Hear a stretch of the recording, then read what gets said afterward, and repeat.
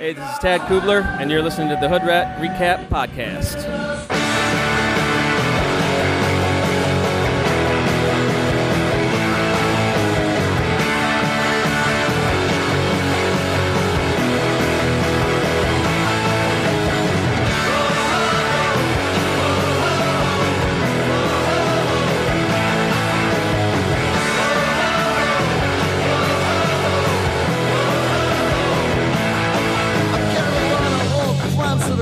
Back in touch, and it's a pretty good feeling. Yeah, it feels pretty good. I get a lot of double takes when I'm coming around the corners, and it's mostly pretty nice. Yeah, it's mostly pretty alright, cause most kids give me credit for being down with it when it was back in the day, back when things were way different, when the youth of today in the early 7 seconds taught me some of life's most valuable lessons. We got bored, so we started a podcast about the best bar band in the land, man. This is the Hood Rat Recap, and we are back. We are your steady stream of the unified scene, all the news and reviews of the best bar band in the land that you love, we love, but your friends and family never heard of. That's right, it's the Hold Steady.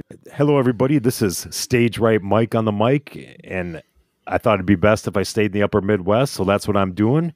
But as always, I am joined by my co-host, the Unified Scene's very own King of Queens, Gasper. Gasper, how's it going today? I'm doing pretty good, man. But you know what? I'm still trying to come up with my own nickname here. I'm trying to get people to call me Grey Poupon. Well, why is that, Gasper? Well, because I'm high-end and spicy. Oh, how's that working out for you? It's not working out so well, man. They keep calling me Frenchies. So we'll stick with King of Queens for now. I think you're more of a Heinz guy myself. You know, they make ketchup, but they also make that cheap mustard. They come in little packets. Whatever. You're not even Goldens. You're below Goldens at this point. Let's go to our co-host that actually has a cool nickname. Who do we got there, Gasper? We have our on-mic producer, Kevin Is Whenever. What's up, man? How you doing? I am doing good. It is good to be here. This is exciting because you guys had a really great interview at Knowlej, which I'm sorry to say I couldn't be a part of because I got dragged to Hallmark movie Christmas Con. So you can all feel bad for me. I'll say that in public. That's where I was while you guys did this great interview with Knowlej Ra today. Well, the things we do to keep the wife happy, but shout out to the lovely Melanie. That's Kevin Is Whenever's. So I guess it's Melanie Is Whenever. That's Kevin's wife, who I failed to mention on the last episode. Also got sick with Kevin, and we're glad that you're both better. I hope you had a good time at Christmas Con, man. Did she get sick with Kevin, or is she sick of Kevin? If you ask her, she's probably sick of me, and she is trying to already use this as her reason to be like, I don't know that I could go to the Hold Steady next year because I was so sick this year, but I have a whole year to work on it. But yes, and thank you. And thank you for everybody that feels bad for me for having to sit through the Hallmark Christmas Con today. I did get to see some friends that were there and people I knew, but for all you people that love the Hallmark Christmas movies, this was right up your alley. But for everybody else, yeah, it sounds a little brutal. Well, I'd rather hear some fresh beats, but luckily we got somebody here who's got some fresh beats. So should we listen to them? Man. Let's check it out. So we're talking to Knowlej today. He's he does the sounds for the Hold Steady at Brooklyn Bowl for Massive Nights, and he's going to talk to us a bit about that and some of his own music. So why don't we jump right into it? Let's go.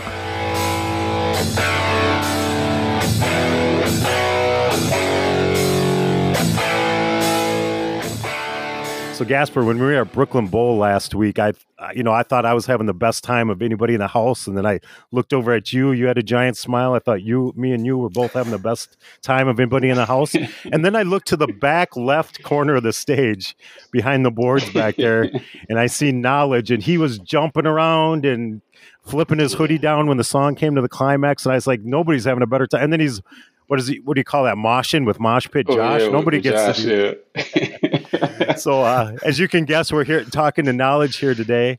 And how you doing, Knowlej? Oh, I'm well, man. I'm great, brother. I appreciate the time that you guys set aside for me, and I'm happy to be here. Oh, definitely. We're happy to have you. Thank you for doing it. Yeah, no doubt, man. Absolutely. Because we are all. So it's just absolutely We not are a all. problem. We are all. Before we get into the weekend, man, like we were checking out some of your stuff. Let's talk a little bit about what you do. I mean, you do sound engineering, but you're also a musician yourself. You Yes. have an album and 5 singles out, right? Yeah, I've done a few features for uh, some friends, and I'm a songwriter, lyricist. I produce music as well. I've produced music for others as well. I do great many things in music. It doesn't really hit you until you start thinking about I do this and I do that thing and I do that and I also do that. What the? So yes, I think that kind of spans from like coming up and not really having a whole lot of money starting out and learning the things that I needed to learn because I didn't have a budget to hire other people to do them for me. Right. So like music production, I had to kind of do that on my own, mixing, mastering, those kinds of things like a studio, learning consoles and things like that started before I actually went to Full Sail back in 2014. And yeah, man. I love music. I love music, and I'm happy to contribute in any way that I can. Awesome. And you're originally from Louisiana, and you went to Yes. Florida originally to go to college. You said a Full Sail. Yeah, Right? I went to Full Sail in 2012.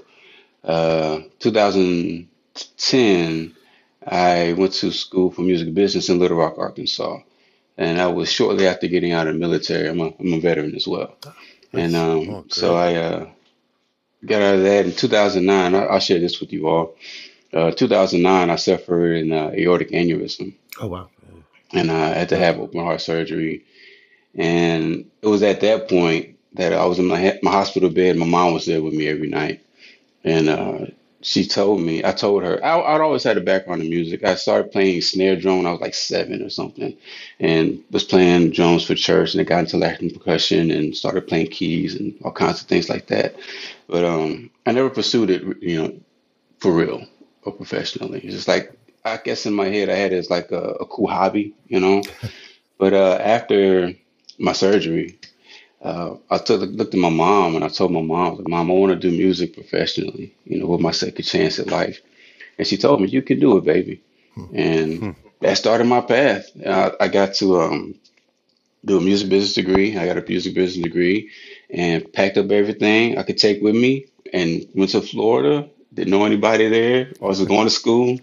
I went to Full Sail, graduated top of the class, and had to give a speech. And I got the Advanced Achiever Award, which is like the most likely to succeed. Go figure. And packed up everything again. Went out to New York. Didn't know anybody. Didn't have any job leads. Just went there with my car, and my clothes, and I went to Brooklyn Bowl. They were doing. At that time, they were doing open interviews on Wednesdays between 3 and 5. So you show up with your resume, and they'll interview on the spot. And I talked to Tim and Rachel, and they said, "You need to talk to Costello. You need to talk to Costello." And I was like, "Okay, who's that?" And so I kept going back. And Kyle's was pretty busy, and Peter Costello he was pretty busy, man, really great guy. But I kept going back until I talked to him. And I finally got a chance to talk with him, and he told me, "Hey, I'm not hiring right now, but I like your energy. I like your vibe. I can maybe give you like a stagehand position." And I was like, I'll take it. So I started off at Brooklyn Bowl as a stagehand. Oh wow. And, and I just worked up the ladder. Oh. So, yeah. How long were you at Brooklyn Bowl in total? My first shift was October 30th in 2014. Okay. And I was there last week. So, Wow. when I was moving, they said, "We're not going to take you off payroll. Or you come back, if we have shifts, you can absolutely take whatever you want." I love Shapiro. I love the family at Brooklyn Bowl.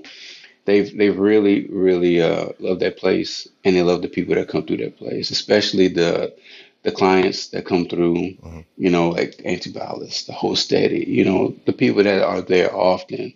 It's like it's a family there. It really is a family there. And there's not very many venues that I know of in New York that has that kind of atmosphere, environment, and vibe. Right. I agree. It's definitely one of my favorite places to see shows. Absolutely, yeah. And through Brooklyn Bowl, you got to work with a lot of cool people, man. Like we were checking out the list of Funk Flex, Jungle Brothers, George Clinton, Busta Rhymes, Wyclef. Yeah, Wyclef is funny, man. He's a cool cat, man. He's a cool cat, man. I watched that video. That was pretty cool with him up on the...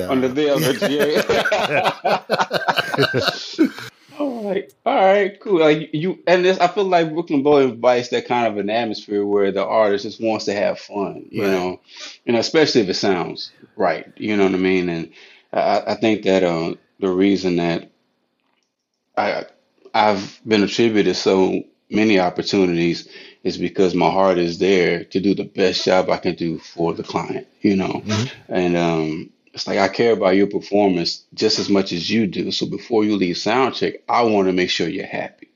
And if you don't have 100%, I want you to at least be at 90, 92. Right. So there's minimal things going on during the show that you might need adjustments for, not to take you out of your performance, because I performed as well. And I understand what it's like to try to do a show and the sound sucks, man. So I know it can take you out of the mode that you need to be in to put on a good show, right. For the people that pay for the tickets to be there and support you, So it's very important to me when I work with a client, on any caliber.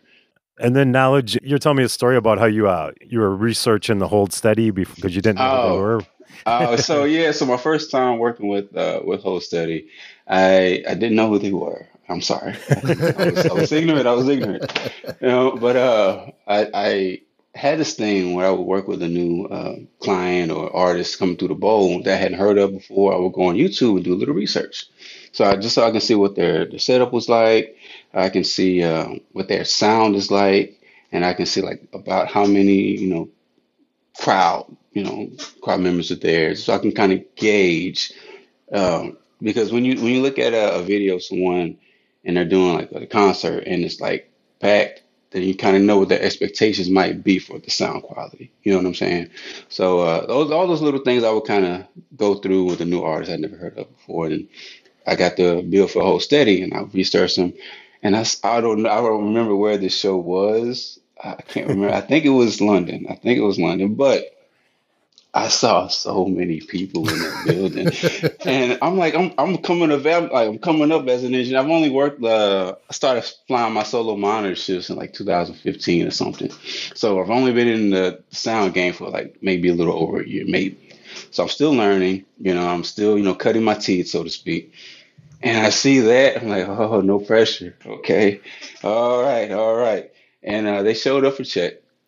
And they were mad cool, man. It was so chill, just out the gate, and it's like whatever pressure I feel like I had just dissipated, And like Craig, Ted, Steve, Hans, Bobby, Galen, all those guys just made me feel welcome into whatever they were doing, just off the rip, And I thought that was very special, it was special because I worked with a few people before them that were high caliber artists as well, and it was just like, give me the sound. I think you did good sound, and it was pretty much it, But it was like, I don't know, it was a different feeling, you know what I mean? And the song that I heard was like Massive Nights. I heard that song on YouTube, and I was like, oh, that's a cool song. I like the call and response, of the crowd to the artist and the band. And it just hit me.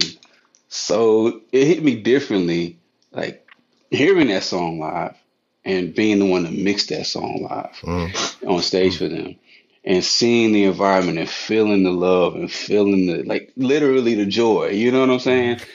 And I think from that point on, Massive Nights just had a special place in my heart, man, because I think they spoke to, music is a universal language. And so I feel like that song for me spoke to whatever you dealt with earlier today. It doesn't matter. Just have a massive night tonight. Just have fun tonight. Let it all go. Whatever your troubles might be, whatever your stressors might be right now, just get a beer, and have fun. Nice. You know? Excellent. And you can see now, like you said, Mike, at the shows, like Knowledge really gets into it, man. Like I watched him singing along to all the songs. I watched him jumping around. He even wore the T-shirt tux the one night. Like, Oh yeah, like he I almost. know the cheat code. Oh man. Yeah. So getting back to some of your stuff, Okay. one of the things I picked up on listening to some of your tracks, what is Arterial Motives? So Arterial Motors is my LLC for music production and song mixing, mastering, things like that, production company. And I'm still getting it off the ground. That's something that I thought of in 2010, and I've had my EIN and recently got my LLC about maybe 2, 3 years ago. So it's something I'm going to be working on more in depth as I'm in school for film right now. Oh, cool. So once I get out of that, because I want to merge film along with the music production and make it a whole beautiful thing, you know. So that's what I'm working on now. I'm not really so much promoting, Arterial Motors right now because I have some other things that I want to do with it. But I am learning that I have to let it go at some point, you know. So yeah, man, I gotta let it go, you know, because one of my instructors currently was like telling me, if you hold on to something too long, you just might lose it. So I'm conscious of that, and I think the winter of next year, I should have a full launch, and yeah, we'll go from there, man. You know, but that name Arterial is kind of contributing to my health issue that I had back in 2009. Okay, yeah. Because then aortic aneurysm, and God brought me through that with flying colors, and yeah, that's heart motives, man. Nice. Okay. So Knowledge, you were talking about how you're getting into film right now. What can you tell me about the Knowledge Cam? The knowledge scam. So during the pandemic, I worked with the whole state again during that live stream during the pandemic, and Healy, I had a phone. So behind me, there's like a pole, and there's like a little phone clip that somebody left or whatever. I was like, what if I put the phone there and just kind of recorded something and just to see what it looks like? And it came out looked pretty cool. So ever since, it's like whenever I had a bigger show, that I want to document, I would just put it there. And Healy, he dubbed that the knowledge cam, and it just took. So, so yeah, it's just me having my phone behind me while I'm mixing the show, and it kind of catches the whole stage and the crowd, and it's just a really cool angle. And now you're telling me probably by the time that this episode drops, you said you're gonna have a little short film put together about Massive Nights. Yeah, so I took footage from the time I left Florida to getting on a plane, to waiting for the plane, taking off, looking out the window. So I documented pretty much all the steps of getting to the show, and then after the show. So I'm going to chop all of that stuff up and just smash about maybe, I don't know, an hour or two of footage into a reasonable amount, so I can post it up and I have kind of like a recap. Oh, that's awesome. Everything, that'll be great. Yeah. We'll follow you and look for that, and then we'll post it up on ours as well. So all right, cool. See it when it comes out. That's pretty cool. And then I also saw on your site, you kind of got your hands in everything, man. Like you're starting a clothing line as well. Yeah, that's been in the works as well. Raw Apparel. This is well, they can't see it, but this is one of the prototypes here. Right, now that's a logo that I've seen on a lot of the music so I went on your SoundCloud to check out some of your stuff, and I saw that logo, the KRA and the circle. Yeah, and it's something is it Greek around the outside of the circle? It's a Greek sun, and the words are French. Okay. It's Sagesse View Avenue, which is wisdom, vision, and future. Cool. Yeah, it's just kind of a thing that reminds me of where I've been, being mindful of where I'm going, and focusing on it. So you're like joining us from Florida because you just recently moved there. And I know Craig, you had a conversation with him and he sounded kind of alarmed that you might not be able to do Brooklyn Bowl anymore. Well, so when I was moving, it was actually one of the first things that came up was like, "Oh, are you gonna do whole steady this year? Oh, we gotta. Are you gonna be able to come back?" And I was like, "Yeah. I mean, I think that should be fine, you know." And so like the move out here was rather costly. So they checked in with me and they said, "Well, we'll absolutely fund your travel and all." And I was like, "Wow, okay, cool." So they made it happen. Brooklyn Bowl made it happen, man. So big thanks to Peter Shapiro for helping out with that situation, you know.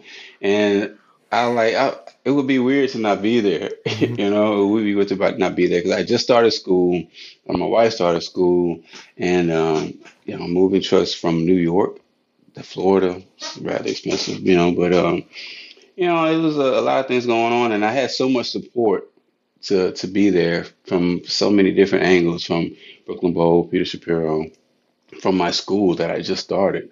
They got me all of my work before I had to leave, so I didn't have to be there for that 4 days, and I wouldn't lose any absences or anything. So they really looked me out, and I showed them like this is last year's show that I'm going to miss this year, and they're like, "Wow, oh yeah." So just let us know what we can do, make that happen for you. That's a great opportunity, you know. So they were very supportive, you know.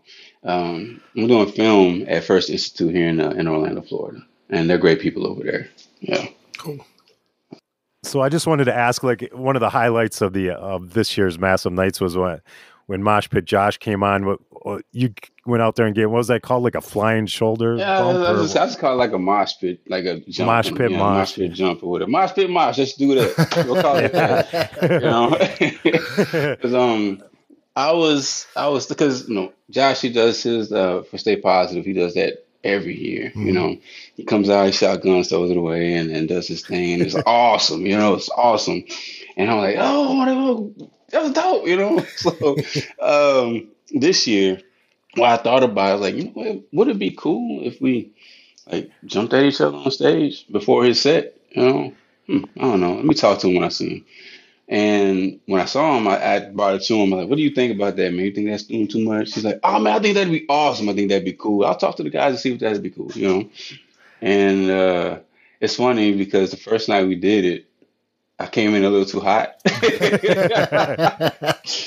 and yeah, because I was I'm full of energy with that show. I'm full of energy. You We guys saw have that, seen it, yeah. you know. I'm just like I'm wired, man. So I'm like, this cool new thing is gonna be great. Ah! And I kind of knocked him over a little bit, you know. But he called himself Josh is super pro, man. He's super pro. So that's why he's my spit Josh. He's pro. But so the next was a Saturday. I think is when we did it again. That Saturday. Uh, he came on stage. He's like, "We got to practice." He's like, "You almost took me out, man." I was like, "I saw that. I'm sorry, bro." You know. But he's like, "Now there's a brick wall, God." You know. But, so we got it perfect. I think we got it pretty perfect. Yeah, on absolutely. Saturday night, Nailed it I on can't Saturday. I can't believe you guys practice because when he comes out there, it just seems like chaos. I mean, Right. we've had him on the show. We know he's a great guy, but he just Right. kills it up on stage. He's just Oh, like yeah. total chaos. And Oh yeah, oh yeah. I mean, it's we didn't practice his thing. He does that off the whim of what he does and what he does best, you know. But the jump, we actually went through it a couple times. Okay, I got it. Okay. All right, just not fifth gear, just bring it down to third gear. Okay, good, got you, locked in. But that was fun, and like Galen and Steve and Craig, they're they're great because they made a little path for us. You know? Like Steve went a little forward, Galen stood back by a base amp, you know, and Craig stayed left, and yeah, I think that's cool of Craig and the guys. It's like the big brothers letting the younger brothers play, you know, kind of a thing. Yeah. Well, it's all love. and that's kind of like just my follow up question. So you came into the Hold Steady kind of a little bit later, but like, what's the crazy? And you're up there on stage with them. What's the thing that surprises you the most about their fandom? Like the confetti's crazy, but is there like anything that really surprises you about the fandom? Not anymore. Not anymore. I can honestly say that. I think in the beginning for me it was like seeing how dedicated they were, and I've never seen anything. I feel like the thing for me is like it's a rock show, right? It's a rock show, not the crazy rock, but it's like it's rock, it's rock and roll. But no one, there's so much respect in the fan base, and there's so much love in the fan base. Like someone could be from London, someone could be from Germany, and they're in the room. Like I know why we're here. We both get it. What's up? Hug, buy each other beers, whatever, And it's just the understanding that we are here because we all love this band, and we all understand that this band loves us. And I feel like that's something that I hadn't seen quite yet in my career as an engineer. I've seen people come out to the shows and pack a show out, but just leave after that. You know what I'm saying? It's like, yeah, I want to see the show. And you have thousands of people, here to see that show, but there's no intercommunication of that amongst that particular fan base. But with the whole steady, it's just like, we are all family. We understand that. And I feel like that's the thing that was probably most different from any other show that I'd seen at that point in my life. All right, so yeah, man, I wanted to get into a little bit of Knowlej's music. Tell me a little bit about Lyrijitsu. Knowlej Ra.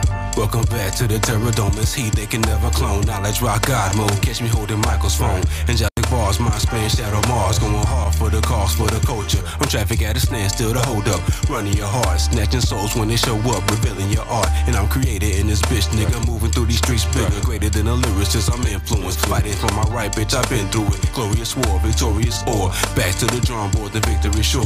Word to every fake hug. Shout to all the fake love, man. I'm strengthened by the shoulders of supporters. They never hold me down, they hold me up. Recognize I leveled up. Yeah, these niggas stuck in the radio lust. Giving it up like ragged sluts. Decapitated hate, it's a must, so what up? Okay, so Hall of Fame in the I wrote Lyrijitsu when I produced that beat or that track. I had a cold, and the name of that beat is actually Cold Verses. I had a cold, so I was in a brownstone, and I was moving out of that brownstone, and I was just kind of tired of what was going on in that house. I decided to move out, and that was the last song that I recorded before I packed up my studio in that place.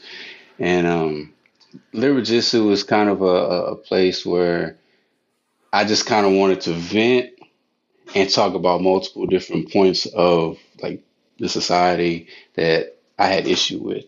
Like there's a part of the song I say, confusing love with lust or trying to make that shit synonymous, fucking all their bodies up, trying to match the natural ones.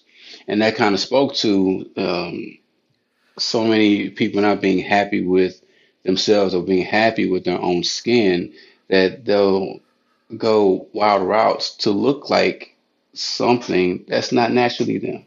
You know what I mean? And it's like, love yourself. God gave you a physical form. God gave you skin to be in.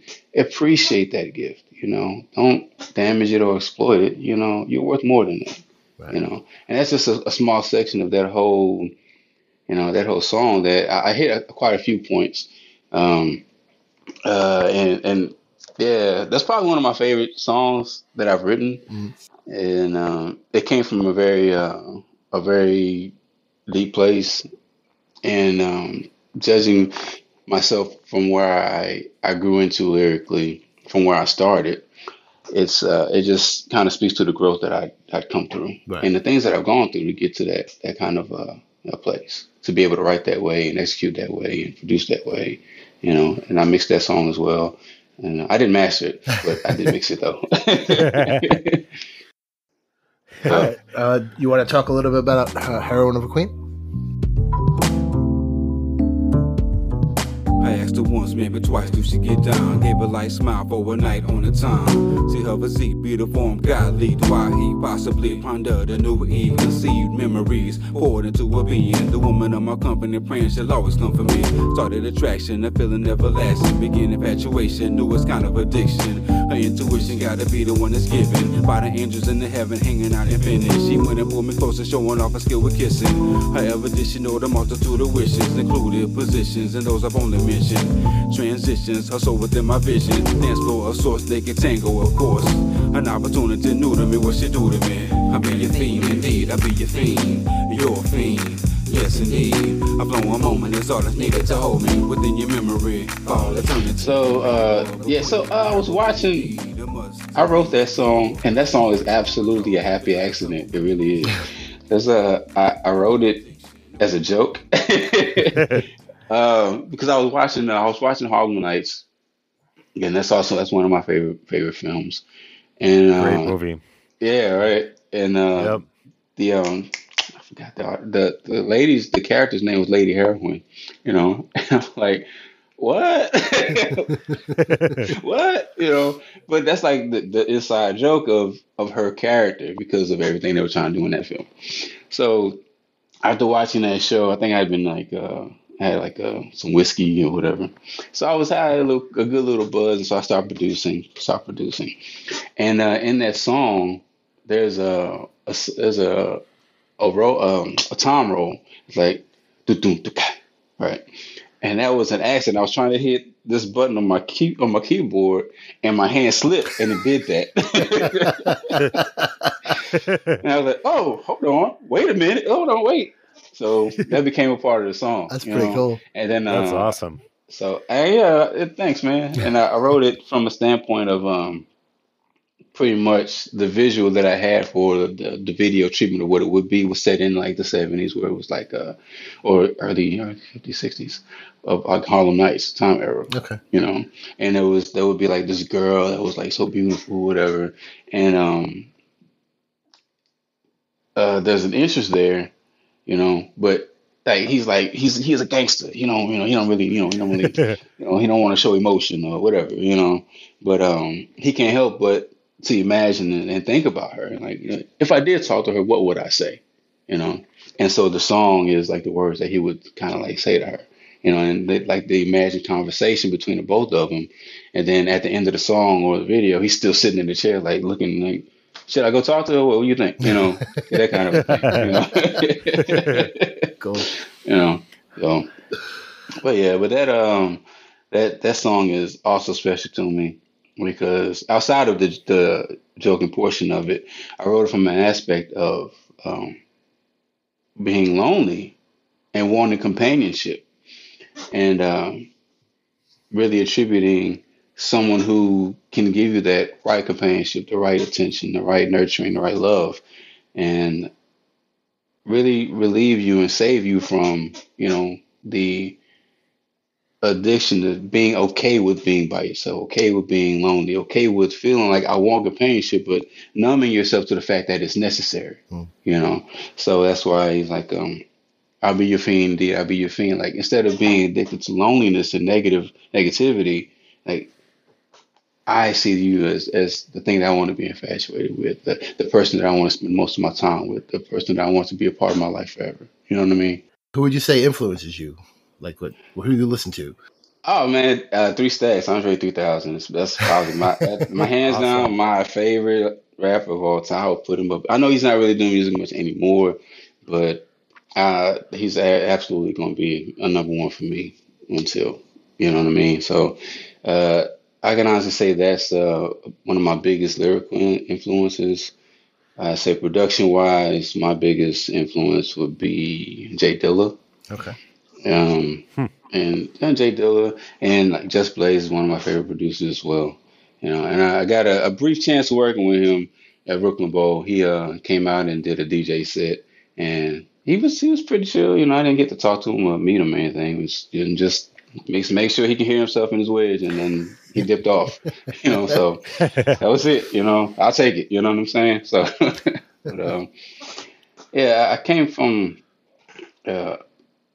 a background of like really like my family supporting whatever kind of dreams I might have, and if like you want to try it. The worst you can hear is no. The worst you can do is fall, and then you get back up. Right. So I hadn't been just leaving Full Sail and just driving up to New York. I've never been there before. I don't know anybody there. Why would I do that? But it's like my grandfather always kind of would tell me, don't be afraid to try. The worst you can do is fail, and then you know what to do better next time. And so going out to New York, I look back at it now like it was crazy.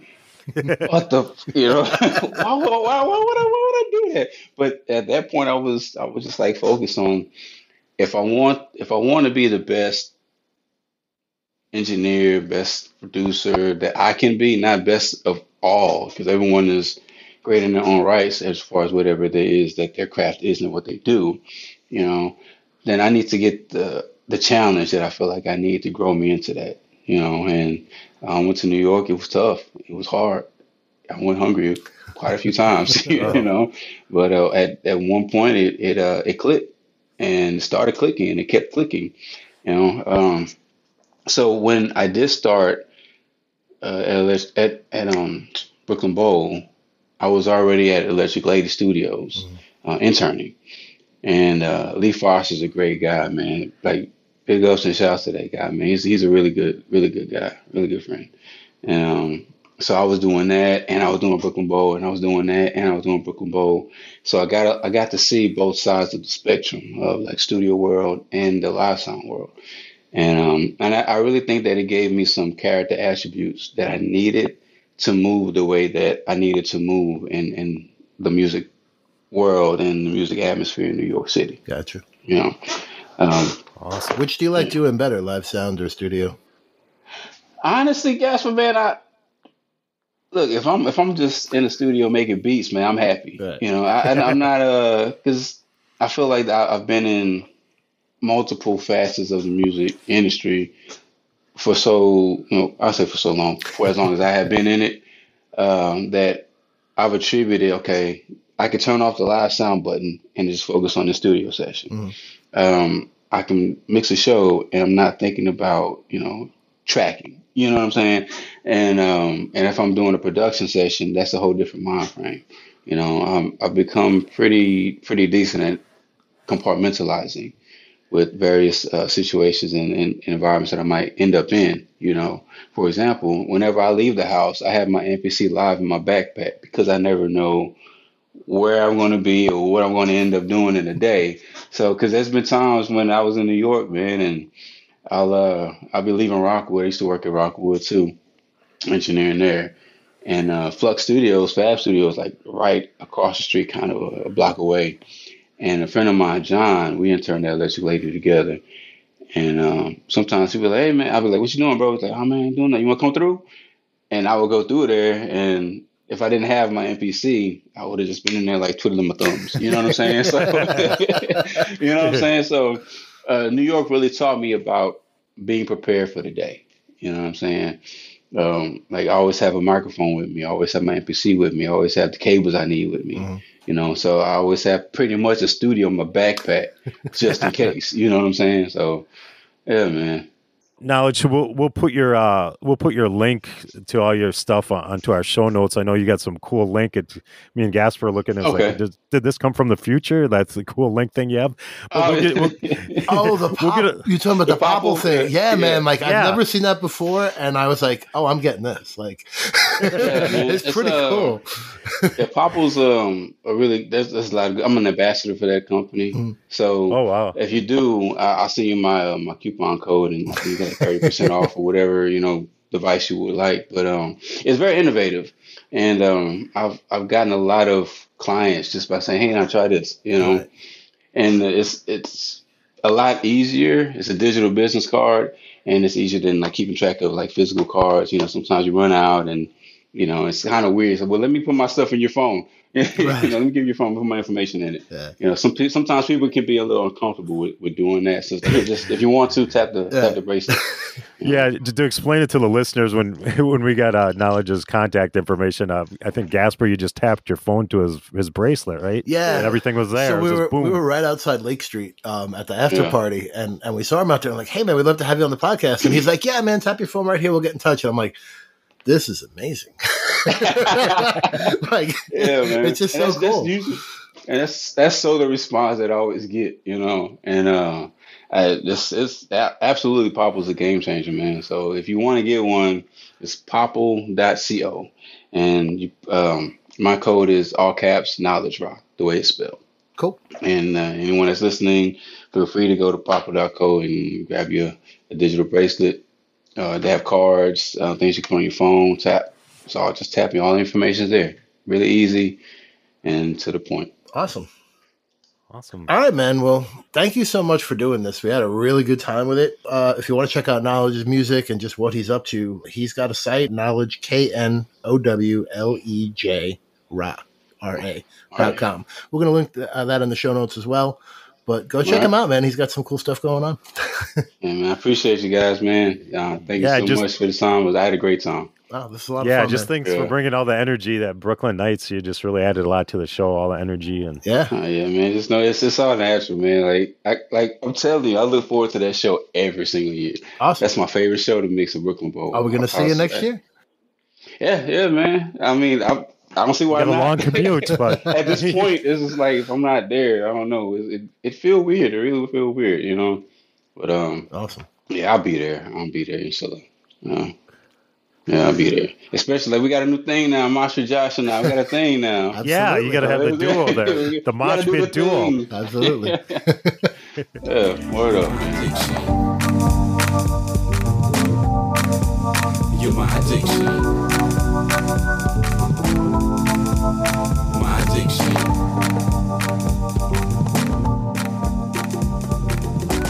Wow, so that was really great to listen to. I mean, you guys had a great chat with Knowlej today, and listening to him talk about his career and his service in the military and how he took his own, sort of dreams and worked them into reality with going to Full Sail, and even now that he lives in Florida and the relationship he has with the Brooklyn Bowl to come back and do the massive night shows with the Hold Steady is really, really exciting.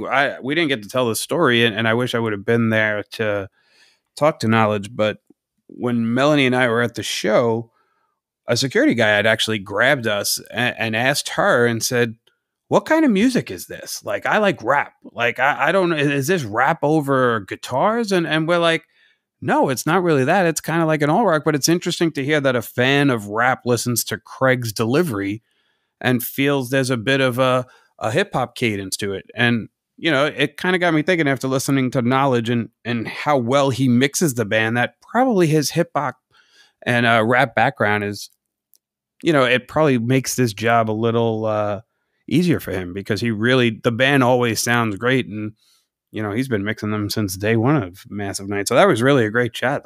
Nice job, guys. As a producer, I'm very proud of you. And we're thankful to Knowlej for doing this, and we really did have a great time, man. But I think we should bring him back next year to do a full recap with us on all 4 nights. Ooh, I like it. Yeah, we should ask him. That'd be fun to do. Different point of views. I mean, you mentioned the bowling lane on the last episode, Gasper. So does that mean we're gonna have to get a bowling lane all 4 nights now to watch the Hold Steady? Oh, I'm definitely going to talk to you about that because splitting the price would be most advantageous. Yeah. All right, we'll cross that bridge when we get to it. My wife's trying to get me out of next year, so I'll be there, but we'll see. I got to say, that's a good way to get Mel to come because you get like a big leather couch, which I know she'll be all about. So.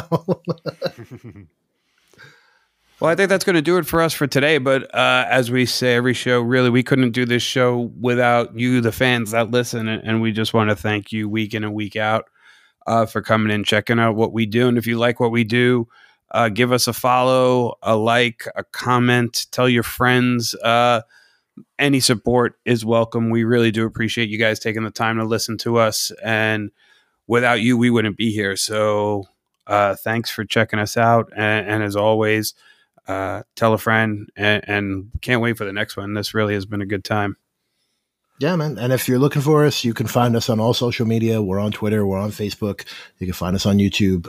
We're on TikTok. And please check out our link tree. It's linktr.ee/The Hood Rat Recap. You can find all of our social media, how to get to our episodes and everything right there.